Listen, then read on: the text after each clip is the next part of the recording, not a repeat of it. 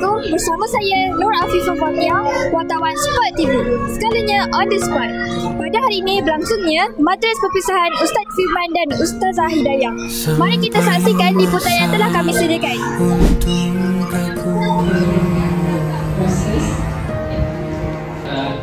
Sudah untuk mengharapkan mimpi-mimpi, andai ini tentunya Tuhan, walau 1000 tahun lagi takkan berubah. Sebuah lagi cerita yang tamat di sini, hanya menyiksa relungku, bahagia takkan berulang kembali.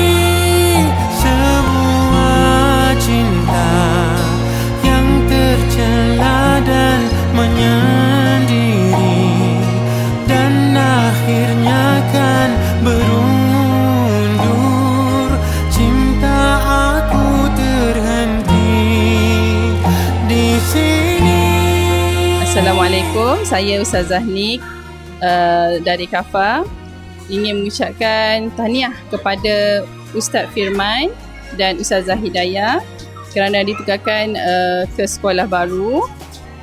Saya doakan semoga Ustaz-Ustazah terus berjaya dan bersinar di tempat yang baru, kekalkan kecemerlangan. InsyaAllah ada rezeki kita jumpa lagi. Assalamualaikum warahmatullahi wabarakatuh.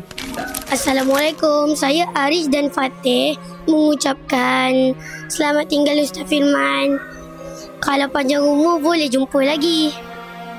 Terima kasih banyak-banyak sebab dah belanja aiskrim, mengajar kami 2 tahun. Terima kasih Ustaz.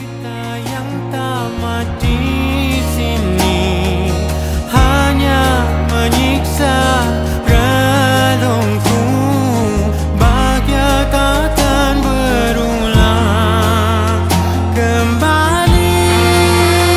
Sebuah cinta yang tercela dan menyendiri, dan akhirnya kan berundur. Cinta aku terhenti di sini. Assalamualaikum. Terima kasih Ustazah dah ajar kami. Semoga Ustazah jaga diri di tempat baru. Selamat berjumpa Ustazah di tempat lain. Bye-bye. Assalamualaikum. Kami semua daripada kelas 4 Abu Bakar. Saya ingin mengucapkan selamat maju jaya dan terima kasih kerana memberi kami semua ilmu yang bermanfaat. Terima kasih Ustaz. Bye.